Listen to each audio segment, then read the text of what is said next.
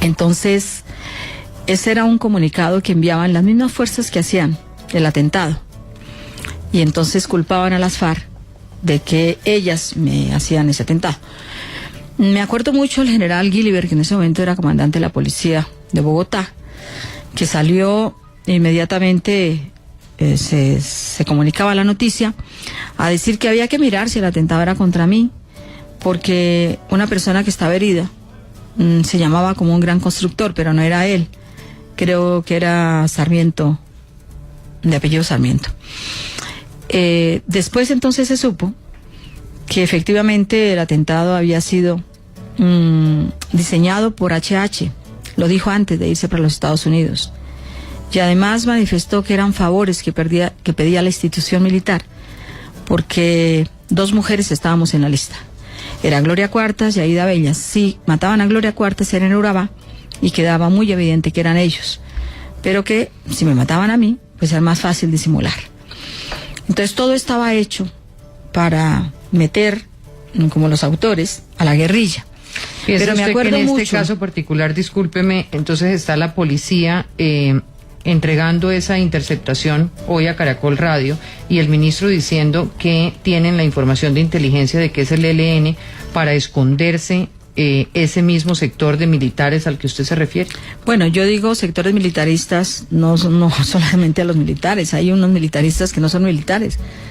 Por ejemplo, el doctor Uribe, yo no estoy culpando al doctor Uribe tampoco lo que me pasó en Arauca, pero simplemente para graficar quiénes están detrás de una serie de cosas. Pero a mí lo que me preocupa más en este momento son las amenazas que estamos recibiendo y una cantidad de hechos que han sucedido últimamente contra la Unión Patriótica.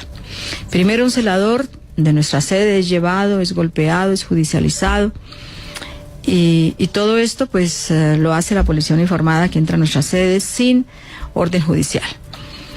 Bueno, como conclusión, el pobre, después de todas las golpizas y cosas y amenazas que les han llegado, yo le decía ayer a un general, si lo detiene la policía, si lo golpean, si le intentan quitar su boleta de libertad, si la fiscal vio que no era legal la detención y todo eso, y luego entonces aparece una persona, 2 policías, y llegan a la casa y le dicen quedó muy bonito en el video. Luego al otro día se aparece alguien y muestra un revólver. Luego entonces llega alguien y al otro día y dice le traigo un paquete al señor. La señora llama desesperada, llamamos a la policía, van los antiexplosivos y es un sufragio en el cual invitan al señor. Entonces yo le decía ayer a un coronel, usted que es de la inteligencia, ¿qué cree quién es? Bueno, todas estas cosas vienen sucediendo y hay una serie de hechos. Por ejemplo, en Arauquita, nosotros hicimos una manifestación antier, estábamos en el parque de Arauquita y la SIJIN vino y se llevó 3 de nuestros compañeros. Y bueno, pues entonces... ¿Tenían alguna orden de captura? No, tenían una chompa y esa chompa era sospechosa. Esa chompa podía tener algo debajo. ¿Quiénes son esas 3 personas ahí? Pues eran 3 militantes de la zona. Se los llevaron, entonces nosotros pedimos que por favor los pusieran en libertad. No nos íbamos de la plaza hasta que no los pusieran en libertad porque eran 3 militantes de la Unión Patriótica. Nos soltaron a 2 y dejaron a 1. Y entonces a uno le preguntaron dónde vivía, quiénes eran sus papás, qué estaba haciendo, a qué se dedicaba, etcétera, etcétera. Él estaba como cualquier ciudadano. Ahí en la manifestación nos hubieran podido llevar a Lilia o a mí o a cualquier persona y ya. Sería muy bueno si además pudiera, antes de terminar el programa, conseguir los nombres de estas personas para poder hablar con el director de la SIJIN. No, ya están libres. Preguntarle, bueno, porque el hecho de que estén libres no quiere decir que no haya una explicación de por qué se les detiene. Claro. Nos detuvieron también a la compañera Rosemary Londoño hace unos días en San Vicente del Caguán, y su escolta, que es de la Unión de Protección, pues iba a ser poco más o menos detenido porque tenía un arma ilegal. Y el arma era de la Unión de Protección. Bueno, también se han cometido cosas contra el segundo de la lista en Nariño, que es un campesino, Luis Eber. Pues a él lo han detenido en la carretera hombres armados. Y le han quitado en parte su propaganda. Es decir, son una cantidad de hechos. Pero usted me dice que hay una persecución sistemática en este momento a la UP. Claro, y a todos estos hechos, pero además no solamente eso, sino que, por ejemplo, el Consejo Nacional Electoral no nos ha dado ni un peso. El año pasado nos deben la parte pertinente a los partidos que tienen personería. Entonces, ¿qué es lo que ha pasado? que simplemente no nos dan porque era del año pasado, pero como si estamos en la vigencia y ya sabemos que está asignado el presupuesto. Entonces un día nos piden una carta de que no tenemos renta y patrimonio, se la enviamos, el otro día nos piden entonces la cédula del presidente ampliada a 150, la otra semana nos piden un formulario que hay que llenar, la otra semana nos piden otro formulario también que hay que llenar. Y entonces en esto llevamos más de un mes, nos faltan 2 meses para las elecciones y nos estamos ahí sobreaguando con préstamos de los amigos, de unos, otros en la cooperativa, etcétera.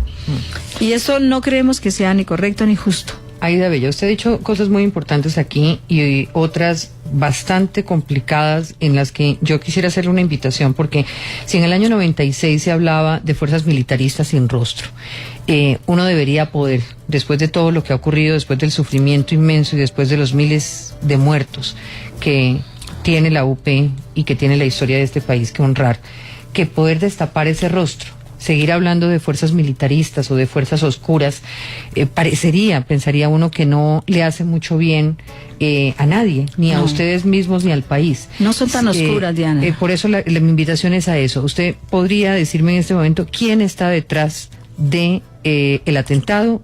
Si usted lo sabe, ¿quién está detrás de la persecución que usted acaba de denunciar?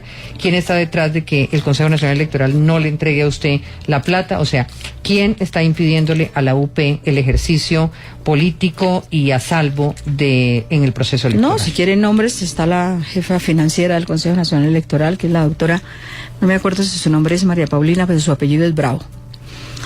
Pero frente a las otras cosas, yo le quiero recordar, Diana, que hay muchos crímenes, no solamente la Unión Patriótica, sino otra clase de crímenes. Y hablo, por ejemplo, de Luis Carlos Galán.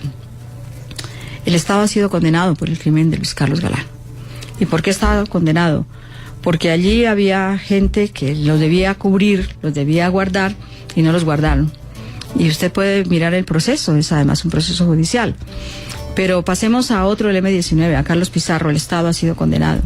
Pasemos al compañero Jaime Pardo Leal, a Bernardo Jaramillo, el Estado ha sido condenado. Pasemos a la masacre de Segovia, donde nos asesinaron 42 militantes de la Unión Patriótica, nos hirieron 38, el 11 de noviembre de 1988, y el Estado ha sido condenado. Pero pasemos a la masacre de Chengen, pasemos a la de Trujillo, pasemos a la de Piñalito, pasemos a la de Cañocibao en el Meta, y el Estado siempre ha sido condenado. Entonces, ahí claramente se demuestra, porque además son procesos judiciales terminados, donde diferentes personas que han estado vinculadas o a la inteligencia militar o simplemente eran del equipo de oficiales que estaba en la zona, etcétera, pues han sido condenados. Algunos están en las cárceles y otros no. Entonces, lo que nosotros pedimos en este momento es que no se repita lo que la historia ha vivido y por lo cual el Estado ha sido condenado. Entonces, por eso es que estamos planteando, por ejemplo, que haya una sola línea de mando. A nosotros nos parece que aquí hay varias líneas de mando. Entonces, una, el presidente de la República, que a nuestro criterio es el comandante en jefe de las fuerzas militares, a no ser que hayan cambiado la Constitución anoche, pero creo que no. Y segundo, pues está el ministro de la Defensa, que habla otro lenguaje y parece que también fuera el comandante de las fuerzas militares. ¿Por qué ha dicho usted que no se siente protegida en este país con el ministro de la Defensa? Pues porque es un ministro que todo el día habla de la guerra. Entonces, si todo el día habla de la guerra, pues está incitando también a que este conflicto no se haga por la vía del diálogo, no se busque una solución dialogada, sino que se busque una solución militar. Yo eso no lo entiendo dentro de un gobierno. Y tengo que expresarlo públicamente, porque realmente cada vez que habla, entonces pareciera que nosotros de la oposición política pues también hacemos parte de los enemigos internos. Y esa teoría que ya ha sido desterrada en muchos de los países todavía sigue siendo una teoría aquí. El enemigo interno, la guerra de la baja intensidad. Estamos cansados, por favor, llevamos tantos años, hemos enterrado tantos de nuestros militantes. Y por eso nosotros hemos interpuesto una demanda internacional que es única en la historia de la Comisión Interamericana de la OEA en Washington. Es la demanda por genocidio político. Ninguna dictadura ha tenido una demanda de esta envergadura. Y además, en la historia no hay caso más documentado que lo que tenemos nosotros en la Comisión Interamericana. Tenemos más de 3.250 homicidios, tenemos más de 700 desapariciones forzadas, tenemos amenazas a granel, tenemos gente mutilada, tenemos una cantidad de hechos comprobatorios de lo que ha sido una persecución insaciable, política e injustificada en algo que pueda llamarse democracia. Para mí, yo creo que esta es una democracia de papel, se escribe. Es como la Constitución que hicimos en el 91. Esa quedó escrita, pero hay otra Constitución real. Aquí hacen lo que quieren, con las leyes, con la Constitución. Están ahí, pero no se aplican. Pues tanto que tenemos un procurador que se lleva por delante desde el artículo 1 de la Constitución y sus principios. ¿Esto qué? La soberanía no reside en el pueblo, sino reside en un procurador. Aida Bella, una última pregunta antes de darle la palabra a los panelistas. ¿Sigue convencida que este país cambió, como lo dijo usted al volver al país? No, yo siempre he dicho que el país ni ha cambiado ni moral ni políticamente. Y volvimos al país por dos razones. Una, porque nos devolvieron la personería jurídica de la Unión Patriótica, que nos la habían arrebatado injustamente. Después de matarnos, entonces nos quitan la personería jurídica, como si no hubiera pasado nada. Y segundo, por el proceso de paz. Porque creo que esa es una luz que vemos en el túnel de la inmensa y larga violencia que hemos sufrido por más de 2 siglos, guerras declaradas y no declaradas en este país, y este es el último tramo de la violencia, y queremos que las futuras generaciones pues no tengan que sufrir eso, pero esta tiene que ser una paz con justicia social, de lo contrario todos los problemas volverán a Colombia. 7:58 p.m. En segundos voy a darle la palabra a nuestros panelistas para saber qué opinan. ¿Es este un atentado contra la paz, atentado a las elecciones, daño a la campaña de reelección? ¿Qué hay detrás de este atentado? ¿Es un atentado a la UP específicamente? Vamos a hacer una pausa para nuestra señal horaria y ya regresamos. Con Efecti, cualquier colombiano puede hacer sus giros, pagos y recargas. Efecti te da la hora en Caracol Radio. 8:00 p.m. Los líderes se unen. Ahora puedes enviar y cobrar tus giros internacionales Western Union en más de 5.000 puntos de atención Efecti Servientrega a nivel nacional. Giros, pagos, recargas, Efecti. Efecti es corresponsal bancario de giros y finanzas, agente de Western Union en Colombia, vigilado Superintendencia Financiera de Colombia. 7:59 p.m. Atentado contra la paz. ¿Cómo se explican ustedes lo que ha pasado con Aida Bella, con su caravana ayer en Arauca, quien hoy nos acompaña? Noemí Sani. Sí, yo hablaba de que es un campanazo muy grave, pero es que honradamente creo que estamos viviendo un momento de crisis muy profunda en el país. El desgobierno es muy grande. Todo lo que ha pasado en temas de corrupción, todo lo que está pasando con el tema de Andrómeda, los falsos positivos, el tema de la industria nacional absolutamente en desgreño, las extorsiones por todas partes, casi 4.000 concejales amenazados. Yo creo que de verdad el enfrentamiento institucional, miren el tema de Petro, cuántos meses sin que se pueda resolver por ningún lado. Aquí tenemos que aceptar que el país está en una crisis muy profunda y uno oye hablar al presidente esta mañana y uno decía, bueno, ¿de qué país habla?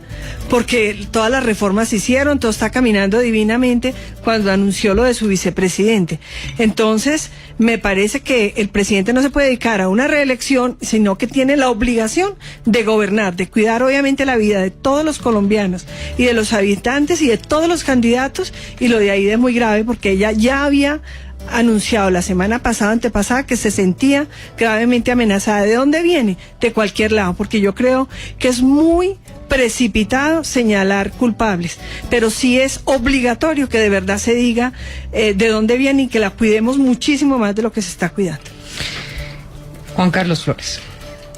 Pues hay una primera cosa que uno siente en el país y es una tenebrosa inercia de gente que cree y además que quiere resolver las cosas a bala. Digamos, estamos en un momento en el que hay un sector del país que dice, bueno, esto ya no es posible, una Colombia moderna no es posible así, es una Colombia de oportunidades, una Colombia abierta al mundo, una Colombia abierta al talento de su propia gente, una Colombia que pague la enorme deuda, por ejemplo, que tenemos con los pobres del campo, con los pobres de las ciudades. Es claro que hay toda una generación que dice, esto hay que resolverlo. Y hay que resolverlo de manera civilizada, uniendo los esfuerzos y aceptando que en Colombia hay diversas posiciones que pueden confrontarse, sobre las cuales podemos discrepar. Bogotá de alguna manera venía abriendo el camino a ese respecto, ¿cierto? Una sucesión de gobiernos distintos, con una visión distinta, que generan, por supuesto, resistencias, que a muchos no les gustan, que tienen errores, pero que demostraban que diversas opciones podían presentarse a las urnas y los ciudadanos decidir pacíficamente, me gusta esta, no me gusta aquella, en fin, etcétera, etcétera. Luego un asunto que me parece crucial en estos momentos y donde el liderazgo del gobierno es fundamental, por supuesto. La responsabilidad en estos temas no es exclusiva nunca de un gobierno. Somos muchos los sectores que tenemos que apuntalar el civismo, el pacifismo en Colombia. Pero el gobierno se ha metido con una decisión que es la del proceso de paz. Y a mí me parece que la mejor prueba de que es posible la paz es enfrentar en Colombia a los autores de magnicidios. Vengan de donde vengan esos magnicidios. Es que aquí los magnicidios han cortado la vida de personas claves de los más diversos sectores. De los sectores de la izquierda, ¿cierto? La más golpeada sin lugar a dudas sobre esto. Pero no olvidemos también el hecho de Álvaro Gómez. No olvidemos que además la hipótesis de la familia de Álvaro Gómez es una hipótesis gravísima, que pudo haber venido agentes del Estado. Obviamente eso tiene que ser probado judicialmente, pero esa inquietud tiene la familia Gómez. Hay incluso un libro sobre eso. Entonces, en esas condiciones pues me parece... Ella acaba de decir aquí que el atentado, los responsables son los mismos de hace 20 años. Entonces, en esas condiciones me parece a mí importante una cosa. Yo creo que no es porque la doctora Aida Bella, candidata presidencial de la Unión Patriótica, esté presente aquí, pero ella es un símbolo. Es un símbolo de que en Colombia podemos reconciliarnos de buena manera. Y encierra y entraña esa posibilidad. Yo personalmente, lo digo aquí con franqueza, como creo que todos los que estamos en esta mesa, que somos personas civilistas, que hemos hecho política con argumentos, ¿cierto? Hemos hecho siempre política diciendo no a la violencia. Y es la posibilidad de que en Colombia, todos nosotros los que estemos en la vida pública, todos, absolutamente todos, de todas las tendencias, y los ciudadanos podamos morirnos de viejos, o porque se nos acabó la pila en algún momento, o porque la providencia nos mandó una enfermedad y ya nos fuimos. Pero no porque hay un sector de la sociedad, unos sectores de la sociedad, que dicen, es que a mí tal persona no me gusta por lo que piensa, no me gusta por lo que se ve, no me gusta por su sexualidad, es decir, porque es que esto es una cosa pavorosa en Colombia. Es decir, en Colombia para unos sectores se ha convertido en que cualquier persona que sea distinta se saca un revólver y se acaba su vida. Entonces, yo creo que hay una posibilidad aquí muy grande de que todos los sectores que somos civilistas, todos los sectores, alrededor, por supuesto, de unos puntos muy claros, ¿no? Porque esto, digamos, estas sumas no son sumas fáciles. Tiene que ser alrededor de unos puntos muy claros, digamos, la campaña que queremos. La campaña del Congreso y la campaña de la presidencia es una campaña sin vetos armados a nadie. Sin vetos armados a nadie. Y también, por supuesto, un elemento que yo añadiría, porque Alfonso Prada está pidiendo pista, y es también, pues, que no haya unas platas, porque es que también es el otro lío de Colombia. Son las armas, pero también unas platas de la corrupción tenebrosas, que entonces uno va a ir a competir, ¿cierto?, con sus argumentos, con sus ideas, con sus volanticos, y es que el otro llegó con sus maletadas y lo fregó a uno. Doctor Alfonso Prada. Sí, yo pues ratifico nuevamente la solidaridad con Aida, con la Unión Patriótica, y celebro enormemente como demócrata, como creo que todos los demócratas de Colombia celebramos, que haya la posibilidad de que la Unión Patriótica resurja y con ella resurja cualquier tipo de expresión, de oposición, de diferencia. Aida decía algo que yo quisiera rescatar, y es: volví a Colombia a pesar de que hace 17 años había recibido un atentado, 16, 17, y volví por dos razones. Una, por esa convicción profunda de construir democracia desde un partido de izquierda como lo es la Unión Patriótica, y prestar su nombre para ser candidata presidencial y apoyar candidatos como quien está aquí en la mesa, candidata de la Unión Patriótica. Pero dijo también que volvía por una segunda razón, que es por el proceso de paz que estamos adelantando en Colombia. Y también lo señalaba con mucha claridad Juan Carlos al mencionar que esto que estamos viviendo con Aida y con el proceso de paz es claramente la esperanza que expresamos la gran mayoría de los colombianos alrededor de la reconciliación, y que seamos capaces de levantarnos algún día en nuestra generación, algún día en que la noticia no sea precisamente el que han muerto, el que ha habido un atentado a un candidato presidencial cualquiera que él sea. En este caso fue desafortunadamente Aida. Pero el día que nos podamos levantar sin que hayan asesinado a un candidato presidencial o hayan asesinado a un soldado de la patria en alguna parte, a cualquier colombiano o colombiana, que la paz se trata de eso, que seamos capaces de superar el que estas sean las noticias y logremos efectivamente vivir en un país en donde las balas que se cambien por ideas, se cambien por argumentos, y tengamos la posibilidad de vivir civilizadamente respetándonos las diferencias. Yo creo que la oportunidad es este momento de crisis genera una clara oportunidad. Muchos me preguntan que todo este discurso por la paz y por el proceso y por la reconciliación, ¿cómo se hace con ese otro sector sin nombre? De alguna manera, que lo que está tratando es de evitar precisamente eso. Y si llevamos 20 años sin haber podido lograr desterrar esa amenaza que tiene la posibilidad de la reconciliación, entonces, ¿de qué estamos hablando? Diana, nosotros tenemos, yo creo, si me permite, no solamente 20, 30 años ni 50 años de violencia, nosotros llevamos más de 2 siglos de violencia, de guerras declaradas y no declaradas. Mire, la sorpresa que uno se lleva cuando visita el Museo de la Cruz Roja Internacional, que queda en Ginebra, es que el país más asistido por conflictos internos en la historia de la Cruz Roja es Colombia. Y a uno le da cierta angustia de ver que su país ha sido un país tan violento. Todos tenemos los cuentos de las guerras de los bisabuelos, de los abuelos, de los padres, las nuestras y las de nuestros hijos y ya casi la de nuestros nietos. Entonces esto hay que acabarlo, pero también no puede ser una paz firmada y ya se acabó y se entregaron los fusiles y hasta luego, chao. No, es que esta tiene que ser una paz con justicia social. Mire, ¿cómo le podemos decir a un colombiano que él vive en una democracia, que él es un colombiano respetado cuando no tiene un peso para comer? Yo recientemente estuve en Cartagena y alguien se encontró, un campesino, un hombre de mucha edad con un bastón, que lloraba en una esquina. Era un profesor universitario, la gente pasaba como si nada, pero él se le ocurrió decirle: ¿por qué llora, señor? ¿Le puedo ayudar? Y entonces él dijo: mire, señor, lloro porque anoche tomé agua con sal y hoy no tengo ni agua ni sal. Mientras hayan situaciones de esas, no puede decirse que hay una paz duradera, porque vamos a tener los problemas que generaron, por ejemplo, una insurgencia, pues ahí vivos, y eso hay que curarlo, una reforma agraria, una reforma a la salud, una reforma a la educación. Quiero avanzar un poquito en el tema de si el atentado a una candidata de izquierda, pregunto, ¿a quién le beneficiaría un atentado a una candidata de izquierda? Un atentado además en medio de escándalos de corrupción en el ejército, un atentado en medio de chuzadas y de cambios en la cúpula, ¿a quién le puede beneficiar? ¿Y a quién le puede afectar? O sea, analicemos un poquito más qué puede haber detrás del atentado. O sea, ¿por qué hacerle un atentado a Aida Bella? Juan Carlos. Diana, antes usted planteaba, si me permite brevemente, una inquietud acá de los tuiteros que preguntaban, bueno, estamos aquí, Noemí, Alfonso Prada, Aida Bella, estamos diciendo esto debe ser confrontado desde el civilismo, debe ser confrontado desde la apertura a espacios democráticos. Ahí hay en primer lugar un liderazgo del Estado, claramente, porque es su función constitucional. Digamos, desde los partidos, desde la vocación pública que uno tiene un deber de jugarle limpio a estos procesos. Pero es claro que hay un liderazgo del Estado. Yo quisiera, retomar una anécdota de una cosa que rechazo, por supuesto, las intervenciones a los correos del presidente. Eso es un abuso. Eso refleja que hay unos sectores, a los cuales se les ha ido por completo la mano, que han perdido el criterio, están dispuestos a cualquier cosa. Pero al mismo tiempo me sorprendió que en medio de la crisis que vive el país, porque el país afronta una crisis, no originada, por supuesto, exclusivamente por este gobierno, ni más faltaba, pero hay una crisis en el país.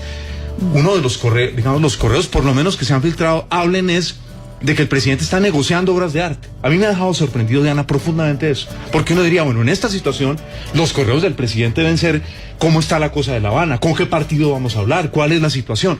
Puede ser que haya otros correos que no sean desconocidos. Entonces, yo diría, en primer lugar, el liderazgo claro del gobierno en estas cosas. Un gobierno no puede dejar, cuando un gobierno dice, la vocación de este gobierno es pacificar a Colombia, no puede dejar ninguna fisura en ese aspecto, ninguna fisura, porque obviamente están los otros sectores, que no son solamente, como dice Aida, unos sectores, que pueden estar muy corrompidos dentro del propio establecimiento colombiano, sino que hay jugadores extremistas en todos lados. Que chuzan, ¿no? Al interior del mismo sectores, también debe haber en los sectores, hay sectores de las FARC que evidentemente están sentados en La Habana, tienen un propósito de paz, pero también debe haber unos sectores de las FARC, que quieren por otro lado meterle golazos. Pero el liderazgo del gobierno, porque el gobierno tiene bajo su mando las fuerzas militares, los servicios de inteligencia, las fuerzas policiales. Nosotros, quienes estamos en la vida pública, pues no tenemos ese mando.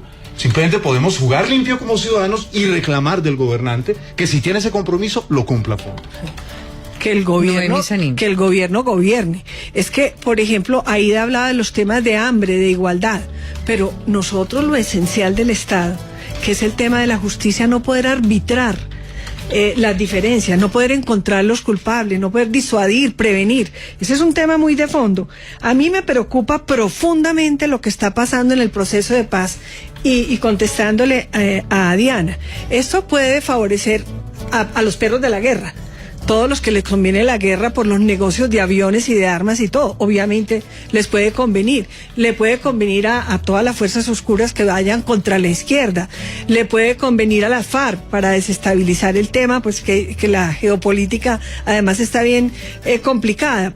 Le puede favorecer para distraer los temas de fondo de Andrómeda y otros que muchos quieren las desviar. Cortinas de humo, las cortinas de humo que son, afortunadamente está viva, pero hay un tema del proceso de paz que me parece que es muy complicado.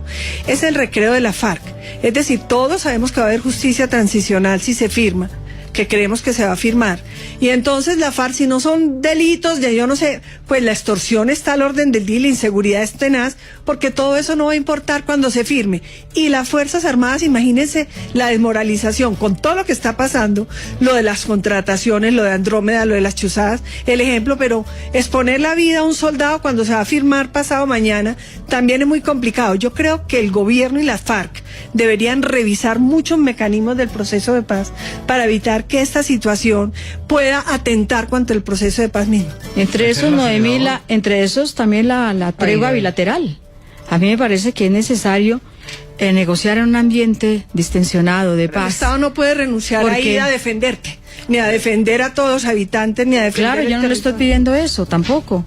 Simplemente que se dejen las partes del combatir, porque ahí hay problemas muy difíciles y muy complicados. Entonces, cada vez que hay una muerte aquí, entonces son malos los unos, malos los otros. ¿Por qué no se hace en un ambiente distinto, diferente, y que se pueda avanzar mucho más rápido? A mí me parece, por ejemplo, bilateral facilitaría la negociación. A mí me parece, claro, porque dejarían de haber toda una serie de elementos que, bueno, que aquí 5 soldados cayeron, que aquí 20 guerrilleros les dieron de baja, porque en este país nos hemos acostumbrados a unos léxicos también muy extraños. Unas muertes son asesinatos, otros son muertos dados de baja, los unos son no sé qué. Bueno, esto les está haciendo mucho daño al país. Detrás del atentado contra usted estuvieran miembros de la guerrilla realmente. Yo creo que francamente aquí hay un clima muy, muy difícil y muy complicado en este país, pero yo sí creo que aquí hay unas fuerzas muy extrañas que quieren desestabilizar esto. Yo me siento un poco como en la época de Belisario, Noemí, tú que eras ministra en esa época.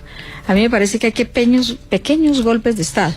Es una cosa rarísima, uno no entiende cómo suceden cosas tan graves como las chuzadas, pero es que no solamente chuzan al presidente, te chuzan a ti, Juan Carlos, a Noemí, al doctor Prado, pues me imagino que está ahí, a las dos, a todo el mundo. Aquí no hay derecho a la intimidad, aquí a los periodistas ahí, también se les meten. La unidad de la guerrilla, yo creo que la unidad de la guerrilla tampoco está garantizada ni en esa época ni ahora. ¿Por qué? Porque es que dentro de la misma guerrilla no todos están interesados en la paz, ahí hay mucho narcotraficante y ahí hay mucho que está metido en minería ilegal y mucho corrupto y mucho criminal de oficio. Como entonces, hay narcotraficantes, también, por ejemplo, en la banca, pues deben decirle a la banca, a ver, ¿por qué guarda tanto dinero de eso y por qué lo lava? ¿Y qué tal los constructores que levantan un edificio, yo no sé cuántos miles de millones de pesos y reciben plata de ellos? ¿Y qué tal los industriales? Si reciben también plata de ellos y nunca les echan glifosato. Yo vengo de zonas donde han acabado no solamente con la fauna, sino con las plantas, y los campesinos no tienen que comer. Este es un problema que ha cruzado toda la economía colombiana. No se puede decir que es de unos o de otros. Yo decía en ese... Siguiendo la línea de la pregunta de a quién beneficia, pues obviamente a quienes no están interesados en que haya paz en Colombia y viven de la guerra, así de sencillo. Y esos disparan de cualquier lado en la medida en que haya intereses económicos, intereses de ese tipo diferentes a los de la mayoría del pueblo colombiano. Ahora que venía escuchando la Diana, escuché la grabación de 2 guerrilleras, supuestamente guerrilleras del ELN, que además una conversación realmente dramática en la medida en que... ¿Quiere que la escuchemos, Alfonso? Ahí está. Escúchela, por favor, Aida. Ahí está. Prende Venga, le repito. Ayer a las 10 de la mañana iba una caravana de 12 Toyota Prados con vidrios oscuros. No llevaba ningún letrero de nada. Era de la candidata Aida Bello.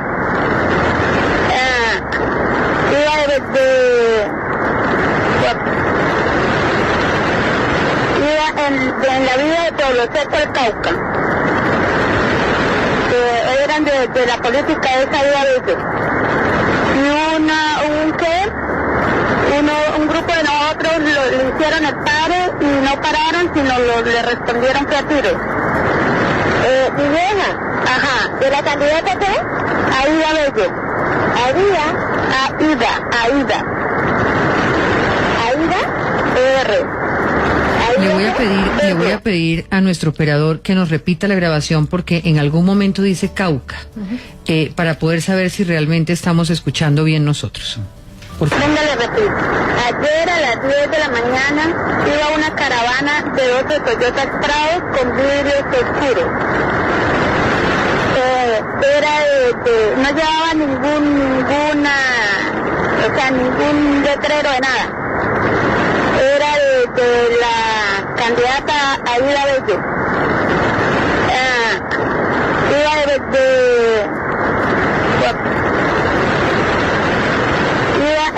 en la vía de Pueblo Seco del Cauca. Eran de la política de esa Aida Bello. Y un grupo de nosotros le hicieron el paro. Este es muy simpático. Mira, Diana, porque claro, es que en esa zona ayer intentábamos llamarnos los unos a los otros cuando no aparecía el carro que iba detrás. No aparecía y estábamos muy preocupados. No sabíamos qué era lo que había pasado. Y entonces intentamos... Iban en Toyotas. No, hay unos Toyotas y otros que no sean Toyotas, son camionetas grandes. No tenían distintivos. No teníamos distintivos, pero no sabemos por el Cauca. Saben, Venga, pero lo que me parece muy raro es que nosotros intentamos en esa zona comunicarnos unos con otros y no podíamos, no había señal de nada, ni de Tigo, ni de Concel, ni de nada. Comunicaciones como para el sector. Pero yo anunciaba, digamos, esta grabación que venía escuchándola. Y obviamente la labor de inteligencia es eso, es lograr identificar, lograr saber exactamente qué es lo que dicen, saber el grado de veracidad que puedan llegar a tener. Esa chuzada sí vale. La chuzada, en el caso Noemí, de la fachada de Andrómeda a la que usted hacía referencia, tampoco descartábamos ningún tipo de evento. Hay una ley de inteligencia y hay una inteligencia que es legítima del Estado para proteger a la sociedad. Cuando esa inteligencia se utiliza para agredir a los ciudadanos, para agredir a los colombianos, esa inteligencia se vuelve delincuencial. Pero si esta inteligencia fue hecha por la Policía Nacional para intentar saber qué pasó, pues legítima completamente, y hay que buscar la manera de que esto funcione de la mejor manera posible. Yo lo que quería mencionar es que... legítima, pero aquí la propia candidata víctima del atentado puso en duda que esa grabación no sea incluso producida o montada para esconder a los verdaderos responsables. Sí, Chuzan, ¿por qué no producen? Cuando yo la oigo, estoy... prácticamente me siento en una entrevista de hace 20 años. Claro, o sea, exactamente. Se repite. Una, digamos, frente a lo que dice Alfonso, Juan Carlos yo creo Flores. que obviamente aquí alguna vez estuvimos en el debate sobre este escándalo de la inteligencia. Creo que tenía digamos, lo mismo que acaba de decir Alfonso, lo expresé ese día, digamos, la inteligencia debe ser para prevenir, para prevenir que a la gente la maten, que se cometan atentados terroristas, que se cometan magnicidios. Yo lo que pediría de las autoridades es mucho cuidado con esta investigación, que no se vaya a producir un falso positivo, de sacar una cosa apresurada, digamos, para lavarse, esto hay que hablar con claridad, para lavarse las manos. Yo creo que aquí esto requiere, digamos, esto es de tanta delicadeza, ¿cierto? Que requiere que las autoridades revisen con atención todas las informaciones de que dispongan, con el fin de que la opinión pública no vaya a sentir lo que la opinión pública siempre siente en estos casos. Y que no descarten ninguna opción, que no descarten ninguna opción. Pero al mismo tiempo tampoco que no nos vendan, porque, digamos, en Colombia, recordemos, en todos los magnicidios siempre agarran a alguien, dicen, este fue. Claro, a las 2 horas. Años después descubrimos que no fue, que fue un engaño. En fin. De Galán. Entonces, me parece... Quería mencionar... Perdón, un segundo, Alfonso, y escúchame, simplemente me parece absolutamente clave que las autoridades se tomen el tiempo necesario pero porque creo que estamos ante un hecho, digamos, usted lo decía ahora, esta es la primera vez desde el año 2002, cuando se atentó contra el doctor Uribe, que entonces era candidato presidencial en Barranquilla, que se registra un atentado contra un candidato Exactamente. Pero después se descubrió que era el DAS, ¿no? Alfonso Prada. Juan Carlos, a ese punto. Llevamos 12 años en que claramente caminamos hacia una ruta diferente. Así Cuando es. se presenta algo de estos, yo creo que la respuesta no puede ser simplemente sentarnos a lamentarnos, sino exigir acciones. Esta mañana el presidente de la República, antes del inicio de su rueda de prensa, dijo, antes de cualquier cosa, primero Aída Bella. Y primero la seguridad de la Unión Patriótica. El señor Villamizar en la Unidad Nacional de Protección automáticamente se pone al frente de la operación para garantizar efectivamente la vida de los integrantes de la Unión Patriótica. En La Habana, en el punto segundo de participación en política, uno de los temas fundamentales fue precisamente cómo bajo ninguna circunstancia, en caso de que lleguemos como esperamos los colombianos a la desmovilización de las FARC y del mismo ELN, que no se vaya a repetir la tragedia de un genocidio por la reincorporación a la democracia de colombianos. Luego, aquí lo que tenemos que hacer es lograr el fortalecimiento del Estado para lograr acorralar precisamente a los enemigos de la paz, no arrodillarnos frente a ellos y simplemente declarar que aquí en este país no se puede hacer nada. No, claramente en 12 años hemos podido hacerlo, no nos puede quedar grande. Y decía Noemí con mucha claridad también, aquí hay alarmas, y esas alarmas son para tenerlas en cuenta, no para menospreciarlas, y Juan Carlos lo mencionaba también con mucho acierto. Pero, Alfonso, esto no es un tema para simplemente llegar y descalificar cualquiera. Si hubo chuzadas y chuzadas indebidas, si hubo interceptaciones que publica la revista Semana que crean indicios claros de corrupción, pedimos investigación y caen 6 generales inmediatamente y hay una rearmazón de la cúpula militar. Lo que quiero mencionar es que aquí no nos quedamos quietos, ni el presidente se queda quieto. Aquí hay que actuar frente a esas fuerzas oscuras. Yo no sé si el comandante de las fuerzas militares estuvo por ahí vinculado como a todo ese sector de las chuzadas. Porque es que aquí no hay una ley de la gravedad en la política ni en los actos de los altos funcionarios. Aquí se caen de para arriba. Y esto tenemos un problema muy grave, porque realmente toda la cúpula debía haber salido. Es que es una cosa supremamente grave, delicada. Es decir, el país no resiste más. Pero también yo quisiera decirle unas cosas muy reales y muy prácticas que nos han pasado. Referente a las amenazas, yo le pedí al general Palomino, por favor, no me digan que investigaciones exhaustivas, eso no existe en el país. Dígame, por favor, de qué computador salieron las amenazas.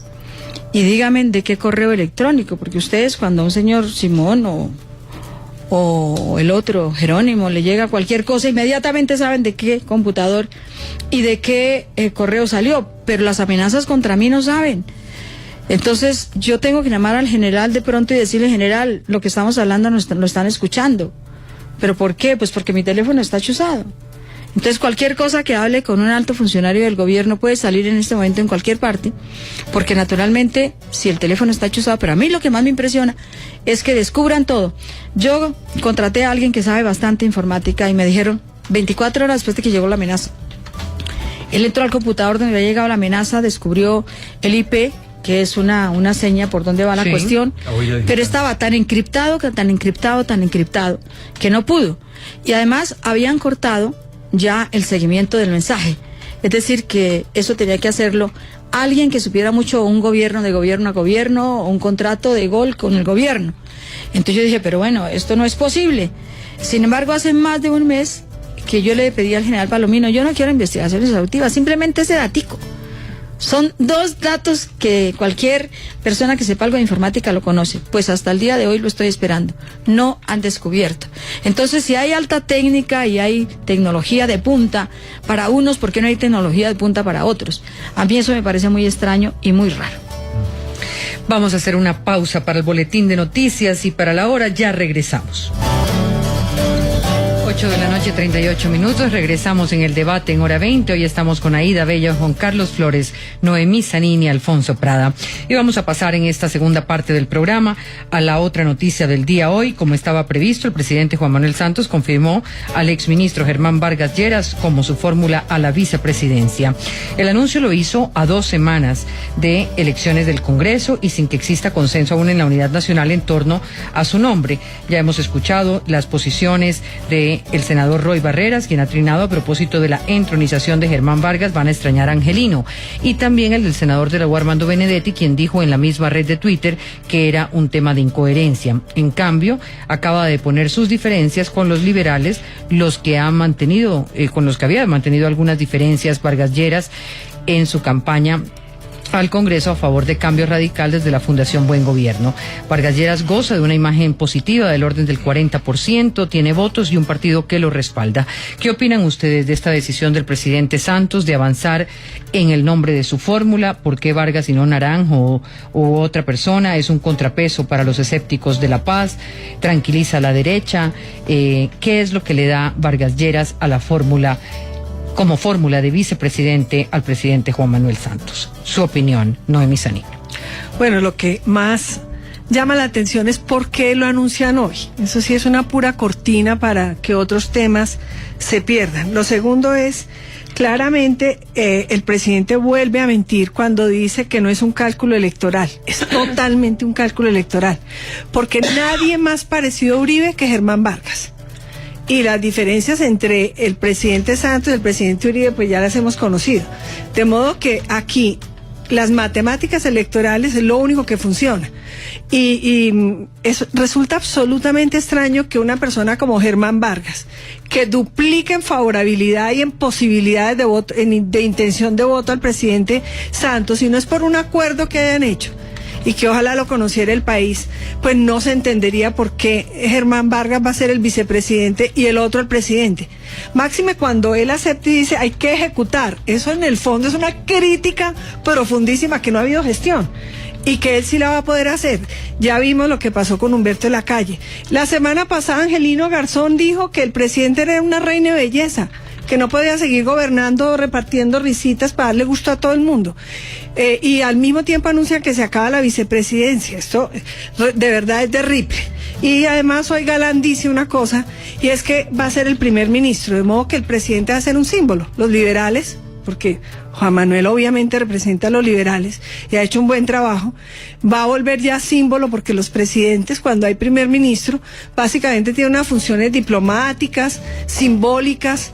Esto es muy grave, empezó en reversa. Alfonso Prada, su opinión. Bueno, contrario a lo que señala la doctora Noemí,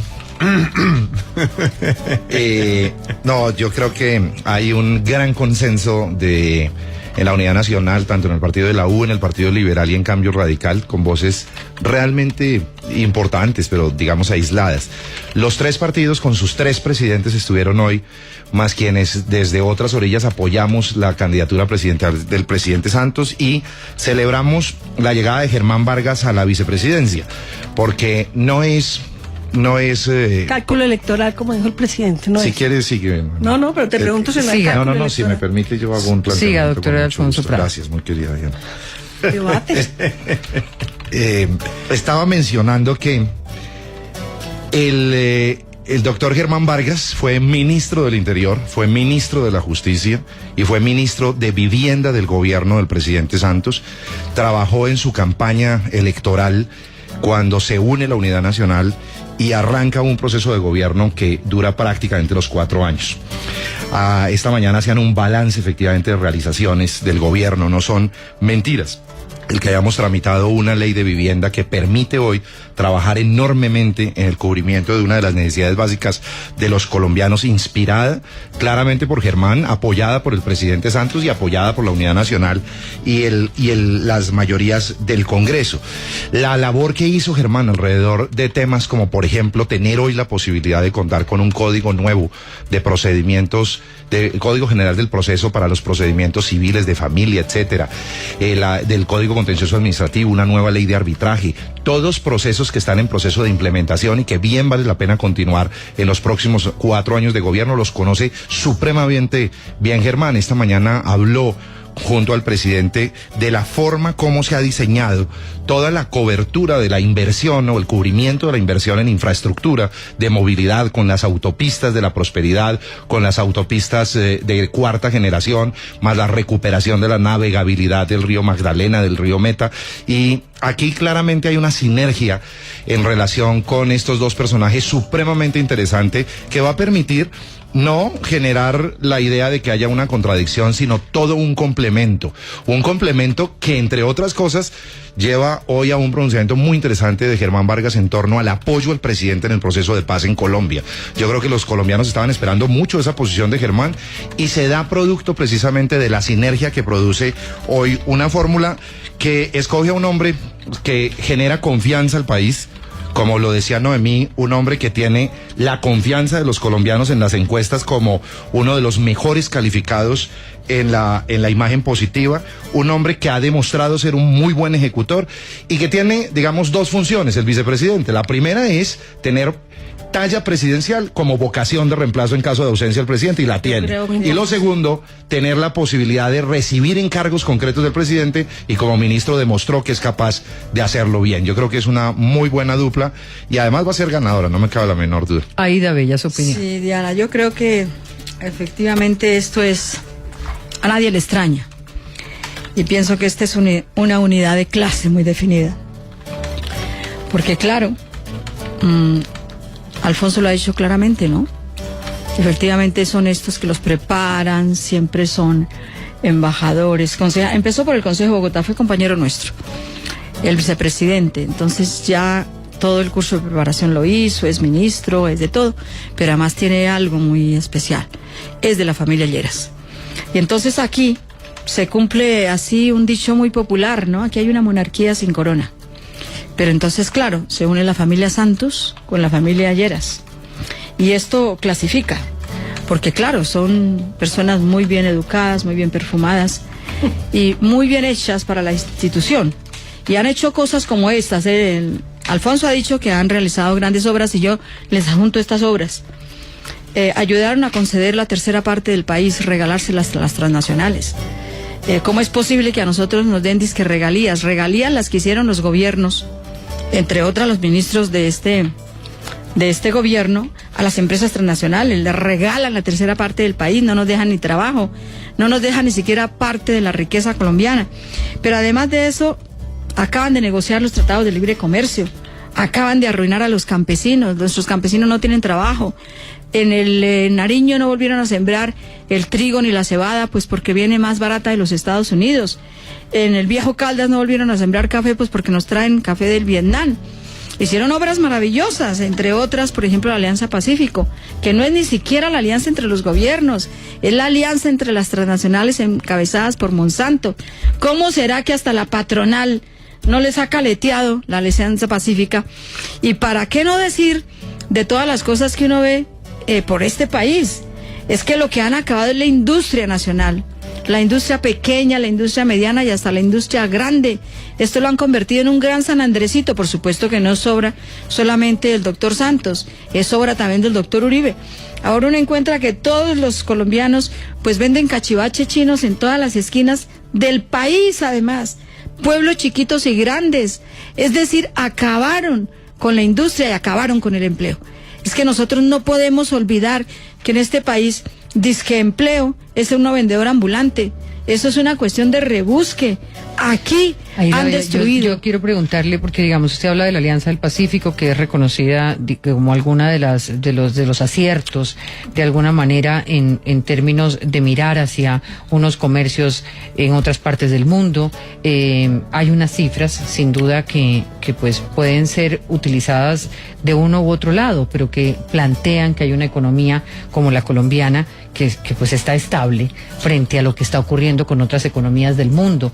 Entonces, digamos, su posición de que es una unidad de clase, de que hay una monarquía sin corona, ¿se justifica con los otros temas? O sea, ¿son incompetentes porque son de unas clases más favorecidas? Porque no conocen este país, Diana. Mira, yo estoy absolutamente convencida que quienes muchas veces llegan a dirigir a Colombia no lo conocen, porque es que están acostumbrados a hacer la política en los clubes exclusivos y en los clubes de los lagartos.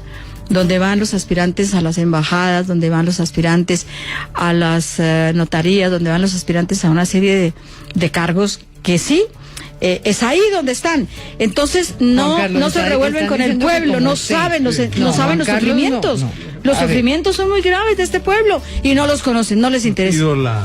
Quiero hacer una claridad antes de continuar, Juan Carlos, y es que hay varios trinos que me llegan, incluso el de un alcalde que dice que efectivamente existe la vereda Cauca que mencionan en la grabación y el recorrido era de Fortul, Casa Zinc, Alto Cauca, Puerto Rondón. Sí, quiero decirle a la comandancia de la policía que nos entregó esa interceptación, que tenemos también el listado de los pueblos de Arauca y efectivamente existe Alto Cauca. La repetición de la grabación era para escuchar nuevamente y tener los elementos periodísticos y de información que requeríamos. Doctor Juan Carlos Flores. Muy bien. Digamos, yo creo que la ventaja de esta noche es que aquí hay puntos de vista muy interesantes cada uno y que permiten que un oyente tenga una percepción del país muy amplia. Mucho. Que por ahí es por donde se crea un debate democrático.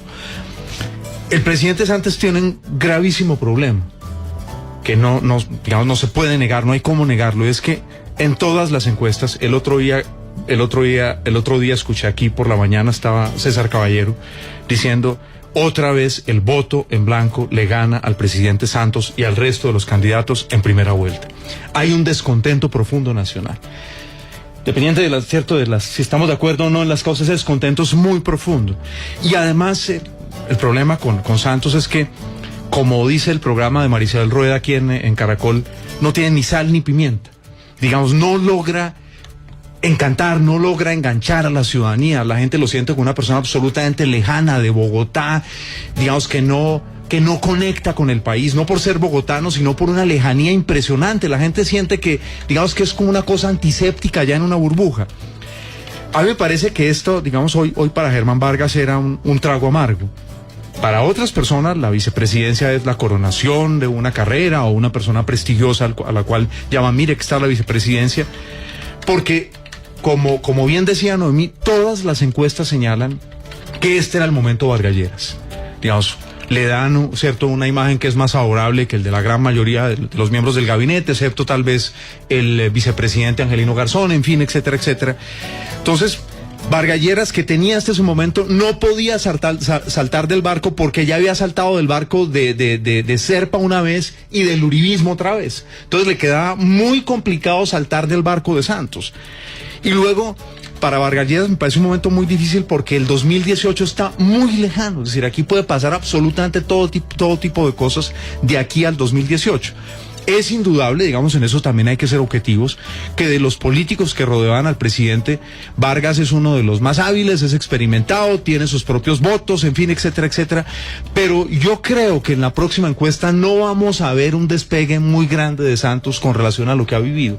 Porque el problema de Santos es el mismo, porque el país no quiere comprar la fórmula Santos. Yo creo que eso es una realidad, yo creo que ya, digamos, pretender no mirar lo que está ocurriendo en el país, el descontento, por ejemplo, en Bogotá las encuestas señalan la gente no quiere la reelección de Santos, en el sur de Colombia no quiere la reelección de Santos, porque la gente además ha visto, y hoy Vargas Lleras claramente lo dijo, pues es que el gobierno no ha ejecutado. Tiene una cantidad de billones de pesos, ha sido incapaz de ejecutarlos. ¿Dónde están las obras?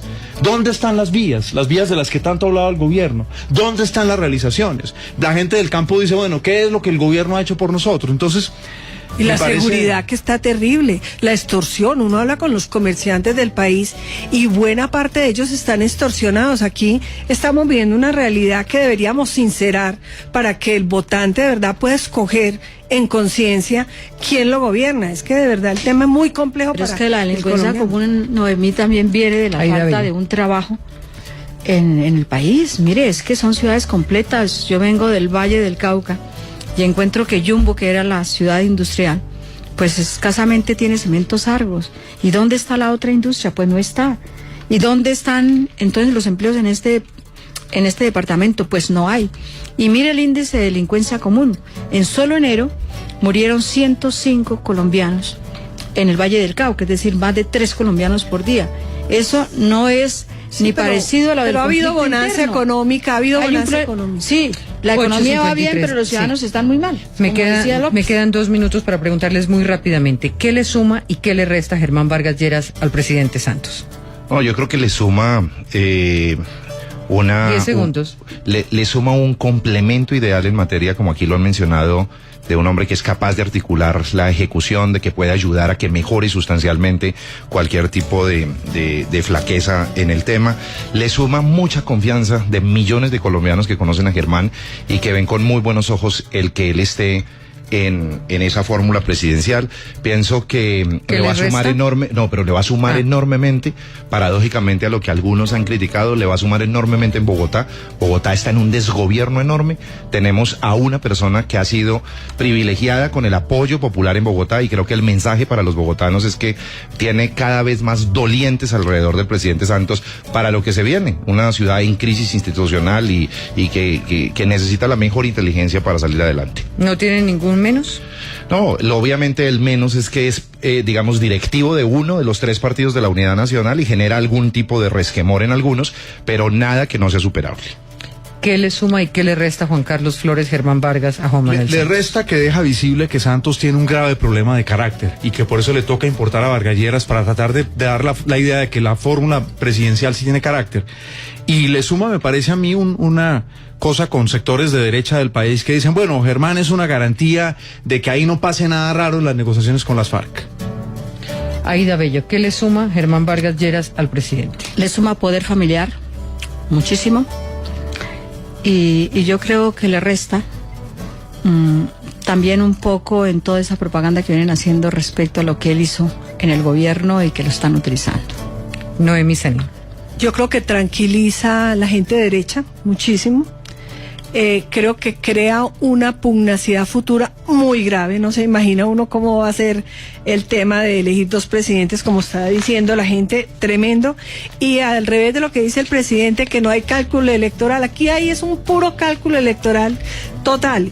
Y gana un gestor, porque Germán Vargas es un gran gestor. Yo creo que le facilita muchísimo la posibilidad de ganar la llegada de Germán Vargas. 8:57 p.m. Gracias a los oyentes, gracias a nuestros panelistas. Mañana otro debate aquí en Hora 20.